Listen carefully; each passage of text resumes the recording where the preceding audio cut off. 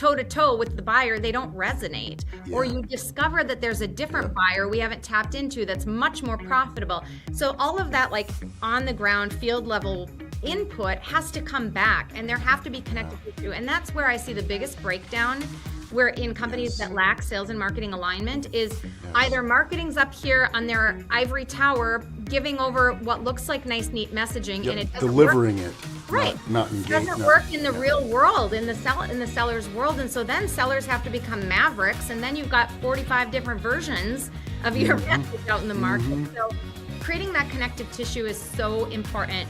And it's impossible to really create that kind of alignment if you don't have the right leadership seats at the top that are empowered to create, peer-to-peer friction that's appropriate, the tug of war and exchange of information that is all about creating one strong, unified revenue organization.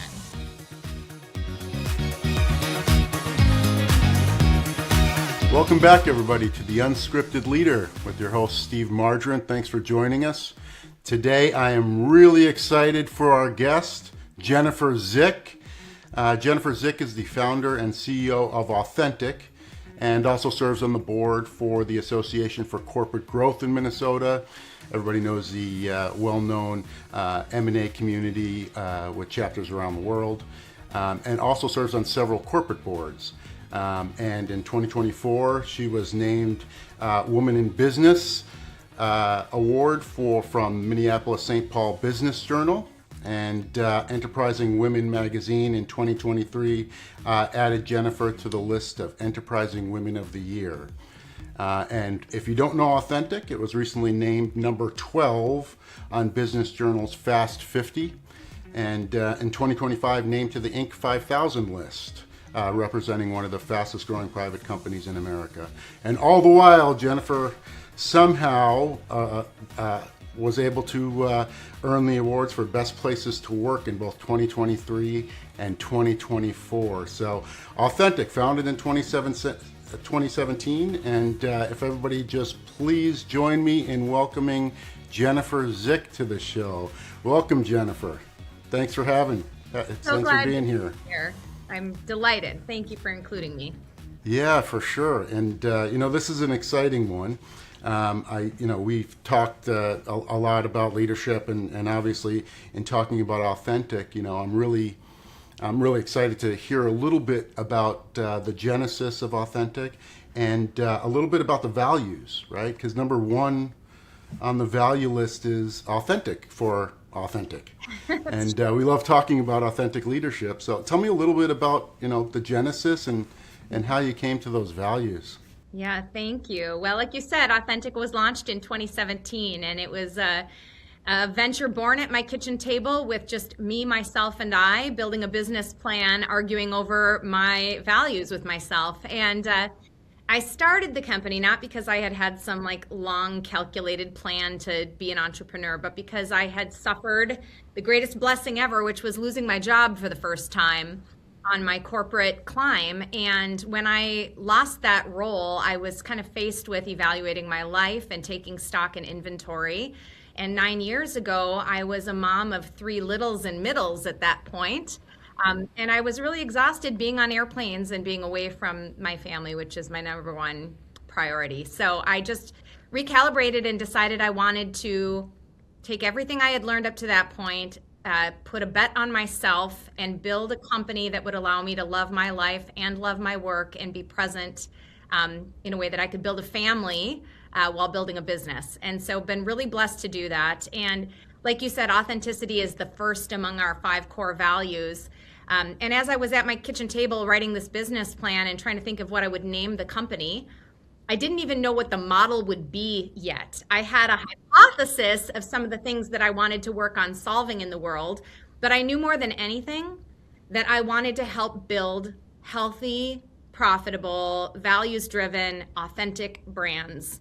And so that was where it came from. I didn't want to have any hand in, forcing unhealthy, unnatural growth that hurt cultures and minimized the value of humans. I wanted to build healthy businesses that do things the right way, authentically, and tell a story that's real and can deliver on that brand promise. So that was the beginning, and that's our name. Yeah, and 17 years later, right, or however many 9 years later. 9 years later, right? I'll work on the math, carry the Feels one. like a couple lifetimes on certain days, but Yeah, sometimes it feels like 17 years, right? it does. So, how has that progressed or evolved? That from, I can think of, I sitting down 15, 20 years ago, thinking through values and thinking what that would, how that would evolve and what that means to me. And obviously for myself, that's evolved a little bit over the last 20 years or so. How has it evolved for the company? Yeah. Well, we've always been very anchored in our values, and our 5 values are authenticity, wisdom, humility, passion, and generosity. And those 5 values are the same today, but what I started to discover as our team grew and our national footprint grew is that 5 words, even with a few definitions underneath them, weren't quite enough to fully articulate what I wanted our business to be and how to behave and what the culture behind those values needed to be. And so several years ago, there was a speaker who came to my then Vistage group talking about how to operationalize values in the business. And I took that system and I built out what we now call our authentic actions. So while we have 5 core values, we have 25 detailed authentic actions. And if you were to go to our website, wow. you would read about them. And it really brings to life, how do we live this out every single day? And we've embedded this within the operating rhythm of our business. So every single week on Monday morning, a different member of our team reads out the authentic action of the week, shares a video on our Slack channel. So our values have continued to evolve in terms of the depth and the personal meaning that they take on for all of our staff. So it's been really amazing to watch that grow and change. Sure. And we've talked a couple times on the podcast about, how do you institutionalize authenticity? And I love that, you have the team engaging in kind of the what does this mean to you on I think you said a weekly, monthly basis, having them read through those actions, and that's awesome. How have you seen that impact the culture or engagement from partners out, peripheral from your organization? Yeah. Well, obviously, we can't mandate that everyone we ever work with has the same values that we have, but we are very clear about seeking relationships where our values align. And as an example of that, our value of humility. In the work that we do, my business is a fractional chief marketing officer firm. And so we have very senior level marketing leaders who work with growth companies as their heads of marketing. They sit on the leadership team and they lead that marketing strategy and the team and the execution forward. In the work that we do, we approach our work very humbly. We bring humility with the confidence of experience. But we have a lot to learn from the clients, and we need to work with clients who have enough humility to also recognize what they don't know and to trust our role in that partnership and make space for that. And so, as an example, we've learned how to, first of all, kind of sniff out the right kinds of clients and partners where values align and can make our partnership effective. And I've always been very quick to lovingly disqualify or even fire relationships that are anti-values, where we simply cannot be effective because we're bumping heads on things that at the core we're not going to find alignment. So it helps us be really selective and thoughtful about entering into relationships, whether it's who we hire, whether it's the clients that we serve or the partners we collaborate with, making sure that we understand the core of each other's values and they line up. Yeah. And that came over time, I'm sure, and there's probably some fun or not so fun horror stories, whatever the case. I really like this idea of humble confidence, and I'd love to kind of hear the genesis of that. Certainly, it's clear in your current format, right, or in your current size and scale that that has an impact as you're talking with clients and as the CMOs are engaging with clients. But what was the genesis of this humble confidence? Because that's a little unique, right? Yeah. Well, in the marketing space, things move and change really, really quickly. Okay. And my early career was in sales and then in sales management. And then I migrated over into marketing, and I learned marketing the way a lot of early stage marketers learn it, through trial and error, and hit your head on a wall and then change direction, right? Which is what we lovingly now call random acts of marketing. There's no guilt or shame about committing random acts of marketing. It's part of every company's journey. But eventually, for those of us like myself who were able to get through that phase and learn and grow and become senior level marketers, it's important to bring confidence to that role, because you're an orchestrator of many hundreds and thousands of moving pieces. But it's really important to bring humility to that role, because there is no marketer that knows it all. No marketer that, despite their years of tenure and experience, can possibly know all the things in every situation and have all the answers. And so the way that we've adapted our business model to foster humility and confidence at the same time is that all of our CMOs, they're W-2 employees, and they're very committed to our clients and to our team. And we meet regularly through a group that we call Mindshare. So all of our CMOs lay their armor down at the door, come into their Mindshare meeting with their peers. There is no stupid question. It's like, let's learn from each other in real time and help unlock.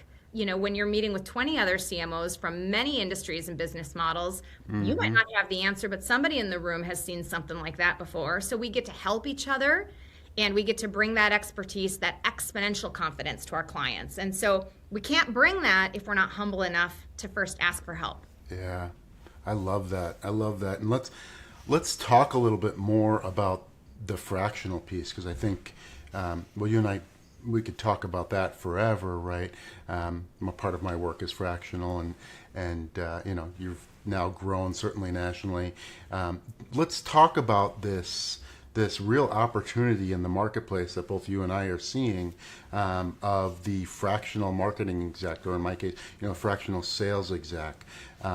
Fractional has placed, has filled a real gap, and that gap continues to grow, and the opportunity for the use of fractional seems to continue to grow. There's a new use cases and new places where it makes sense. How did you decide on fractional, and how does that set up today? And then we'll talk a little bit about where it's going. Yeah, wow. This has been a fast changing ecosystem since my start. And like I mentioned, when I first started my business, I had some theories and hypotheses, but I didn't have words to define my business model. I knew from my own experience of committing random acts of marketing and then leading teams away from random acts, I knew that most small to mid-sized businesses don't know what they're doing strategically when it comes to marketing. And in the very early stages, that doesn't matter as much, because you have to be sales driven in order to achieve having a business, right? But eventually you need strategic marketing working with sales in order to grow and scale a healthy business. So my hypothesis in the beginning was, if I can bring the experience and wisdom of a real orchestrator and executive to the table in a way that a smaller business could afford it flexibly, part-time, we could help them overcome random acts of marketing and waste less time, waste less money, go through less churn, just get them there faster. With more confidence. And so that was where the model was born. And I still didn't have the word fractional 9 years ago. There really weren't a lot of people in fractional sales and marketing 10 years ago.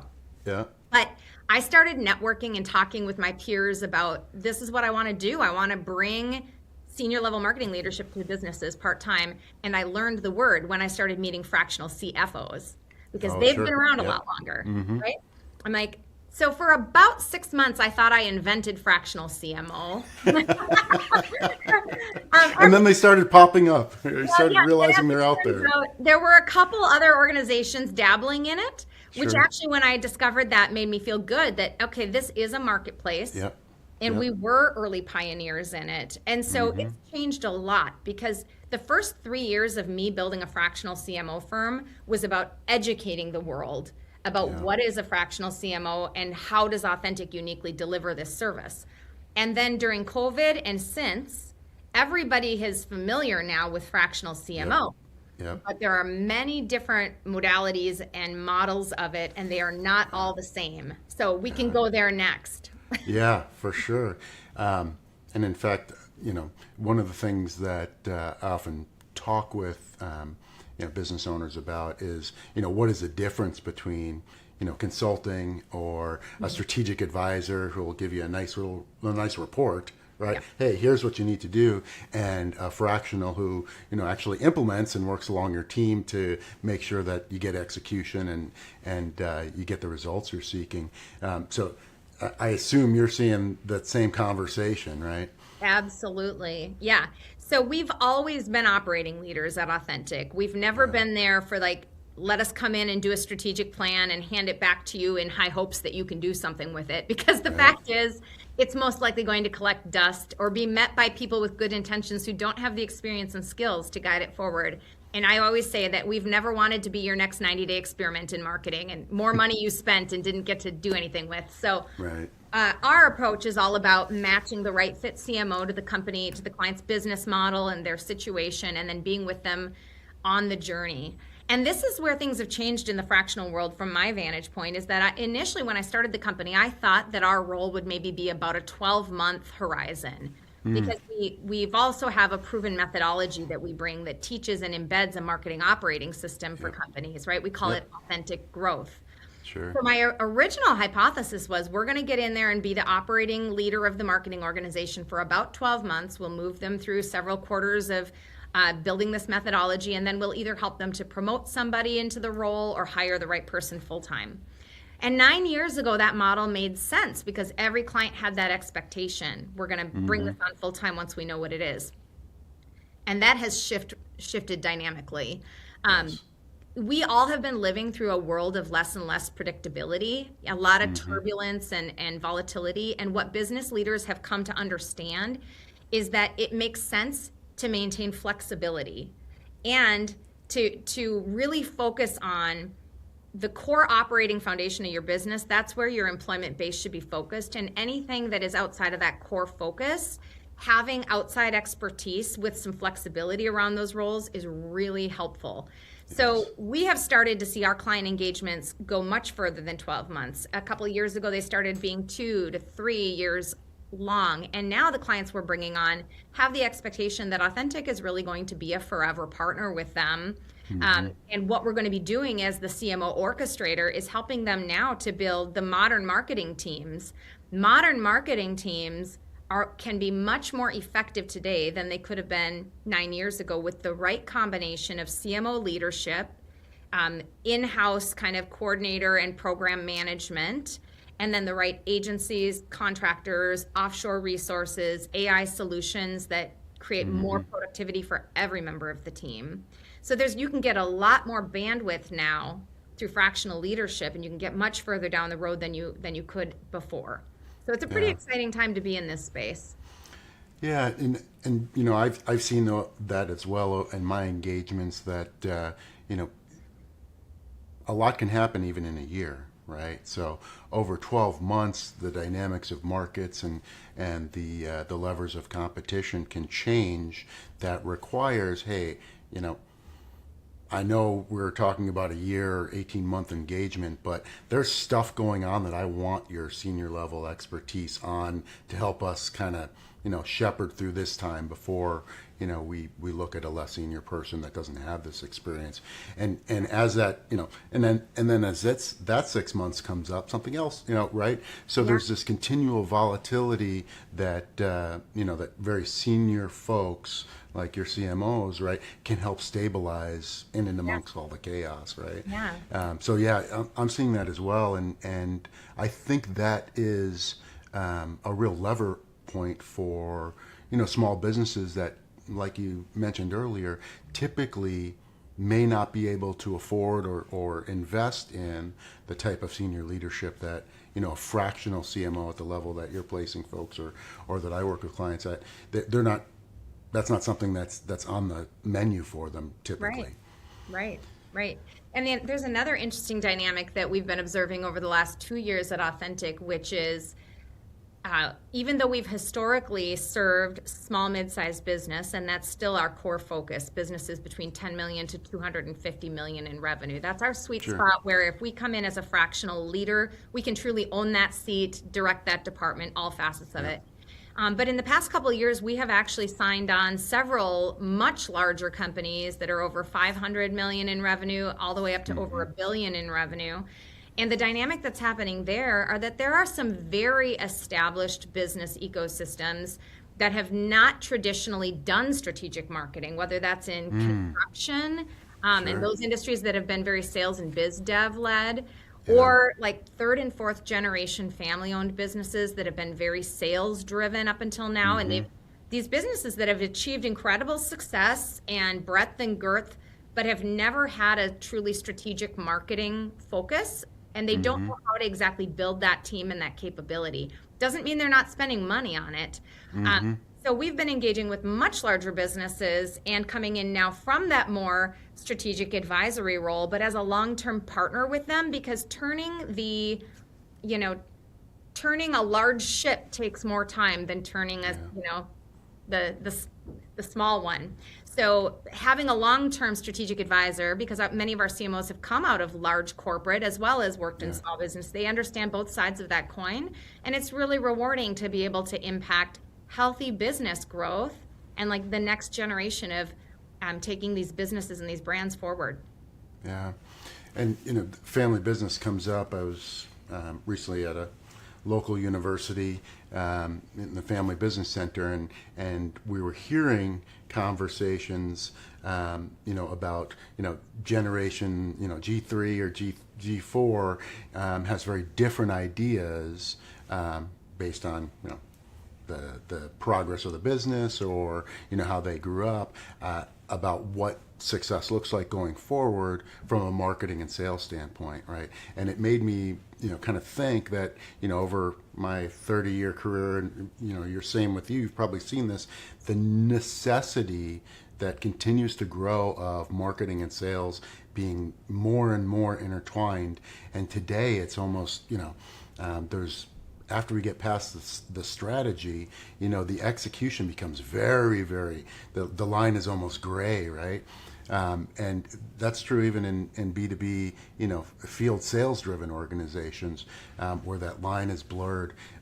What do you see that looking like in the next, 3 to 4 years, whether family business or big business or, as scaling businesses start to develop their plans?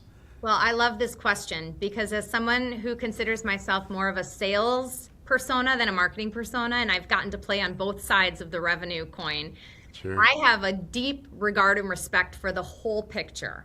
Yep. It takes the entire revenue team to make a company healthy. And so when I think about a revenue team, I'm thinking about every person and function in the company that touches the client experience and the customer experience. And that can be from marketing through to sales to customer success to product development to ops and delivery. All of those pieces touch the customer journey. And if any of them fall short, that erodes brand confidence and trust and repeat business or retained business. And so at Authentic, I've been speaking this past year on a topic that I call the little M marketing dilemma. Sure. And by contrast, the big M marketing opportunity. And the difference there is how businesses think about marketing as a support to sales versus thinking about marketing in its highest power, which is the thread that binds the customer experience. So Sure. You're absolutely right that when sales and marketing are aligned strategically, they become one revenue organization. But that doesn't necessarily mean they should have just one revenue head of sales, right? Right. It's really important to maintain the balance of a sales leadership position, which is always looking at real-time conversion and short-term goals, and a marketing leadership position which is looking at long-term brand credibility and quality and experience and every piece of that. So there's a lot I could go into here, but to sum it up, companies that operate in little m marketing mindset tend to pigeonhole marketing as creating brand awareness and demand and lead gen, so sales have more at-bats. Yeah. And that's really important, but it minimizes the function of marketing and it doesn't give it its fullest impact for the business, because big M marketing doesn't just help bring opportunities into the funnel, it helps support successful onboarding of new clients and retention and growth and development and advocacy and building raving fans whose voices are your best salespeople, really. And that's the flywheel for healthy revenue growth. So that's what we think of when we think of the role of marketing and leadership is, of course, we're going to care about demand, of course, but we can't lose sight that like the most important revenue in an established company is retention and growth while adding new business. So it's the whole picture. I love that. Early in my career, it was one of my first sales leadership roles. I was at a table and we were discussing inside of a unit who owns retention.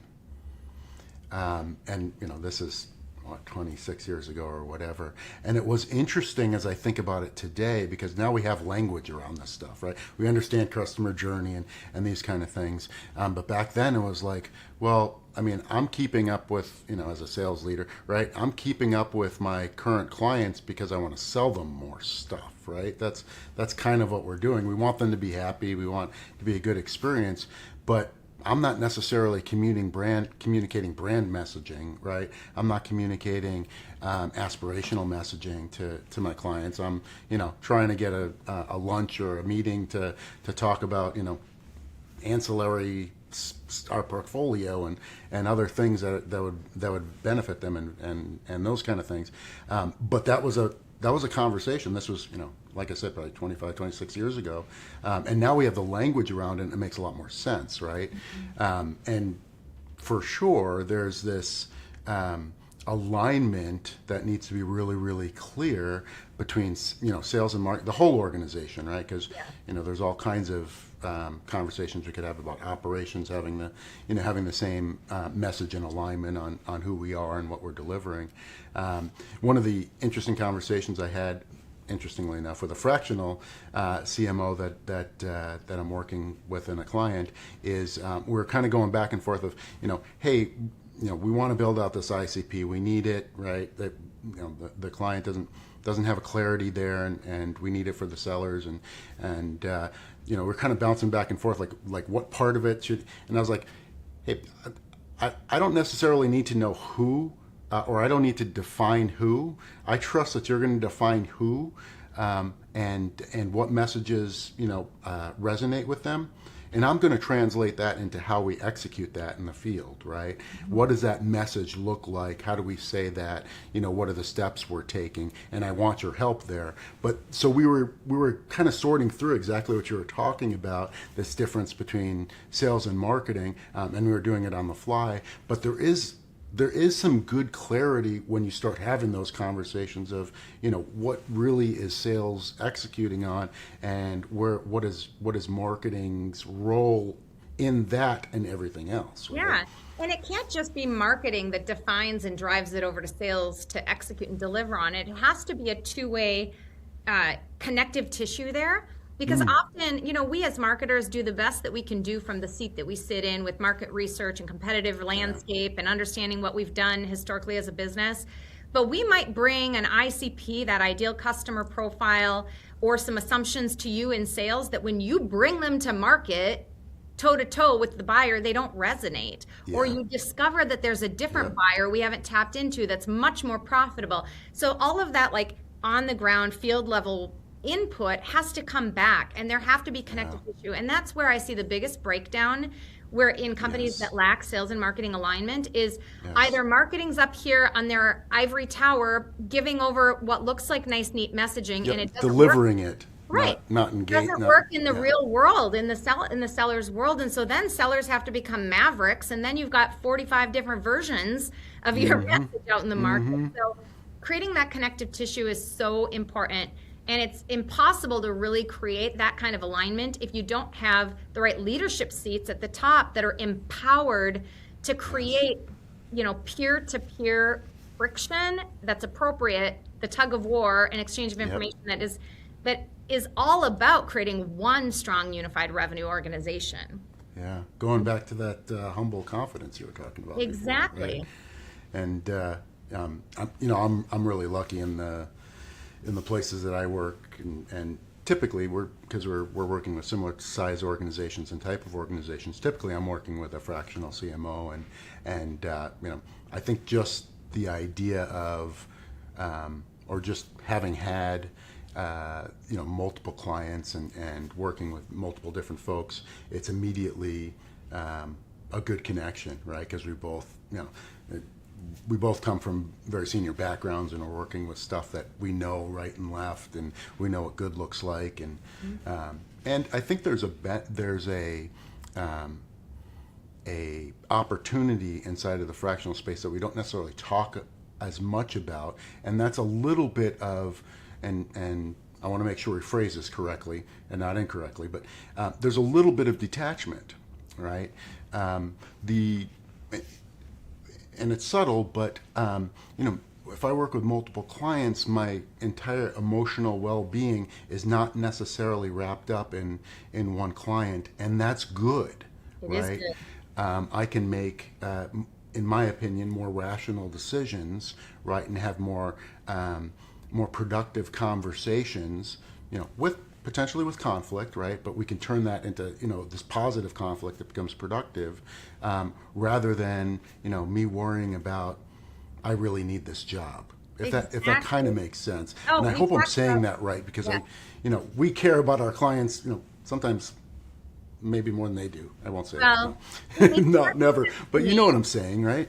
Yeah, it makes perfect sense. And we talk about this all the time. And it was fascinating for me when I started Authentic, because as I was building the model and starting to build a team alongside of me, I was also consulting. I wasn't sitting in a fractional role. I was taking on some consulting projects to fund building a team. Yeah. And as a consultant, right away I recognized, oh my gosh, these business owners and CEOs take everything I say seriously, and they hear me and they value it. And it's, it's not fair, but it is true that when you're the outside expert being brought in, you're being asked to come to the table because they know there's something they don't know, and they need you to speak that truth openly and clearly. And so that is a gift that we have, and it's a requirement of our role, and it's part of our values, is like, speak the truth with love because you really care. Right? Yes. And we get to be efficient with our time because we're not playing into the politics, the posturing, and preservation of our full-time role. We just get to speak the truth because we really want to see that client succeed. And so it's really liberating, and it's a big responsibility. I was going to say there's a weight to that, right? Yes. There's a weight to that. And actually, that's a little bit of a segue, if you don't mind. No. Because you and I, at one point, had talked about, as we moved into, more senior leadership, and in your case, leading your business as you scaled, the weight of our own words, right? We started to feel this weight of our own words. And, I'm a brainstormer, right? That's the way I communicate, right? And I'll be like, hey, what do you think about? And there was times when I was saying that to the exact wrong person, who, later I would learn was up the entire night wondering what the heck I was about to do. But, it was offhand and casual to me. And I think you and I had talked about, kind of that, how do you manage that? Mm-hmm. And that realization that, shoot, my words carry more weight than I expect. It's really real. And I'm a verbal processor. Like, even in my marriage, God bless my husband of 28 years, because he's an internal processor. And so he still has a hard time. Like, if I'm just saying something out loud about like what's on my mind that needs to get done, he thinks I'm giving him a to-do list. Like, his honey list is never done because I am a verbal processor. Sure. Where in reality, I'm just saying it because I'm recognizing it, not because I'm expecting anything. And the same is true in my business, but even more so because I'm the CEO and the founder. And so, and I'm visionary, and what I'm thinking tends to come out my mouth. So I have had to bring good coaches around me. I have a great integrator we have a one-on-one every week where I can say whatever I need to say, and she understands how to filter it and manage it into the company. Sure. And I've had to develop my own EQ about, what room am I in right now, and how do I make sure that I don't cause anxiety for people just because something's going through my head? It doesn't mean that it's something I'm mandating right now. Yeah. So I actually had we run on EOS here at Authentic, and every year we set an intention because our peers on the leadership team give us feedback. Like, here's what you should start doing or stop doing, and here's what you should keep doing. Oh, beautiful, yeah. And last year I got some feedback that maybe I needed to say less things out loud. And so my whole intention for the year was I am going to be more clear with my leadership team about when I'm asking for them to take action or whether I'm just asking them to like brainstorm with me. Yes. So I've had to And set that probably took a little bit of time, right, for folks to trust that or to understand that? Yes, and I gave them permission to ask me. Like, if you hear something come out of my mouth and you're not sure if that was a directive or a fleeting thought, just ask me and I will let you know. Yes. God, that's so fun. And one of the, and I don't remember if we talked about it, but one of the struggles I had as I was kind of making this shift, for me was, is this being authentic? Am I, because that was something I really, wanted to make sure I was being myself. I saw other leaders around me and that had this duplicity about them that just really felt wrong for me. It didn't feel, I didn't want to go that route. And so I remember going through this, is this being real? Am I acting? And I came to this epiphany, conclusion, idea that, authenticity, easy to say, authenticity is really about being true to my values and how I display and exhibit and stay true to those. Not necessarily about when I say what, when, because what I say what, when is part of my value of kindness, right? Yes. There are things that I might want to say, Yes. and somebody would say that's being authentic, saying what you want. I disagree, right? I mean, Yeah. if my value is kindness, there's probably some things I really shouldn't say when I think about them. So right? true. That's so true. And today I just put myself on a Facebook fast and deleted the app off my phone for a while because I want to be true to my values, which for me means, really being thoughtful about who I'm going to say what to and who are the people I can trust to interpret my heart with the things that I need to say and speak about. And I have to recognize that in every moment, I'm not just representing myself. I am representing my brand and all the people associated with it. And I carry that. And I need to be very thoughtful to distinguish between when am I speaking as Jennifer Zick, the individual who's a wife, a mom, a person of faith, a volunteer, and when am I speaking as Jennifer Zick, the CEO, who's not a different person, authentically the same person, but it's a different role. And so I think part of being our authentic selves as leaders is being okay with the fact that we have to continue to grow and grow in our EQ, grow in our wisdom, grow in our discernment. And sometimes that changes our behavior, but it doesn't change who we are. It's just us becoming a better, sharper version of ourselves. And with even more understanding of ourselves, we can be more authentic when we have that discernment. Yeah. Somebody explained to me or phrased it as being context aware. And they said, hey, it's not being inauthentic. You wouldn't phrase the same thing to, my kids are now 15. My twins are 15, which is crazy. They're getting their driver's license in the next couple months. Crazy. Oh, God bless you all. Yeah, right.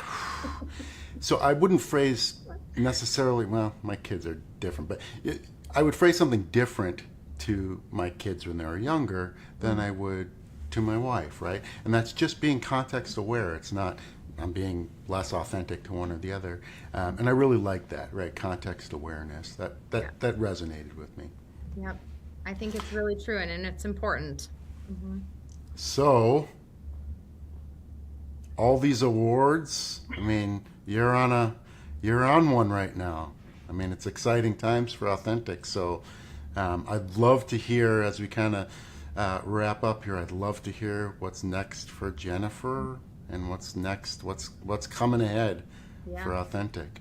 Yeah. Well, thank you. It has been one of the greatest joys of my life to build this business full of people that I truly love, doing work that fuels us and is deeply meaningful for our clients and for us personally. And the awards were never something that we set out to chase, but they are a reflection of the heart and soul that my team put into the work that they do every single day. And so my team has deserved, and it's been a joy to celebrate those moments with them. And I didn't go into entrepreneurship thinking like I'm going to be an example for women entrepreneurs everywhere. But as I got further in the business, I started to understand and learn the data behind women entrepreneurs and how many women entrepreneurs will build a business past $1 million or ever receive outside capital investment, or, you know, all of these. And I feel like it's a real privilege and a gift to be able to encourage other women who want to go into business. Like, yes, you can. And I'm a kid who came from nowhere, who had, you know, just the blessing of good people around me at every step of the way, and was willing to take some risk and take some steps. And yes, you can too. So I do hope that some of the accolades that I've had as a woman in business are inspiring to other women who hope to do the same. Sure. But yeah, what's next for me in Authentic? So Steve, my youngest is 16 now. He's my baby, and he does have his driver's license, which is crazy next level for me, because we went, I'm a hockey mom, and we went from being everywhere in our car driving around to him taking himself to practice. And I, for the first time in 22 years, because I have a 22, 19, and 16, I have some extra capacity. So I have started an actual hobby for the first time in a long time. Better finish that basement. Yeah, that's happening. That's happening because my husband let me finally hire a general contractor to just get stuff done, you know? But I'm actually starting to do some creative hobbies in art, which I love. Good for you. And I am just so blessed by the leadership team that we're building here at Authentic. I actually just appointed one of our CMOs to be fractional CMO for Authentic. So I am shedding the skin of being our own fractional CMO, which is scary, amazing. I'm ready for it. So that I can focus on my highest impact for this business, which is, you know, opening doors and building great friendships that create new opportunities. And we are just hiring really exceptional CMOs. Our team is across the country, but here in Minnesota, we've been building up a really robust team, and it's been exciting to be closer to people too, and just feel like our culture is, you know, bringing amazing talent our way and amazing clients. So we're just going to keep doing what we've always done, which is set out to serve our clients really well and provide world-class leadership for them. And the rest happens when they're happy, right? So keep our clients and people happy. Yeah, focus on the clients and good things happen, right? Yep. That's really exciting, and you know, I love to hear you know, the growth certainly nationally, and you know, if fractional comes up, your name does too. So appreciate you leading that charge. But really exciting, and it's inspirational for you know, the business owners who turn in the podcast, that you've scaled a business, super fast growth, and you're still able to have hobbies, right?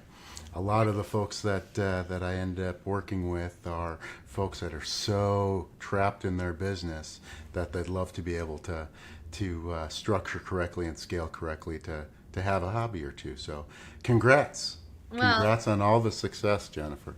Thank you. Every day is a real blessing, and I've learned how to hire really exceptional people around me so that I am not carrying the whole burden myself. So it's amazing when you get the right leaders in place, what's possible, and you can really love being a visionary. Yeah.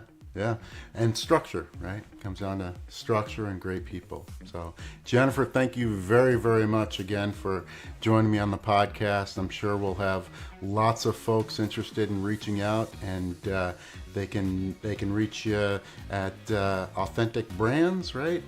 Authentic Brand, no S, authenticbrand.com. And then I can also be found on LinkedIn. Jennifer Zick, pretty easy to find. I'm out there a lot, so I'd love to connect. Yeah, great. Thank you very much. And please, listeners, reach out to Jennifer, host of lots of wisdom as we're looking at scaling businesses. And I really, really appreciate you being on the podcast, Jennifer. Look forward to catching up with you soon. Thank you, Steve. This has been fun. Thank you very much.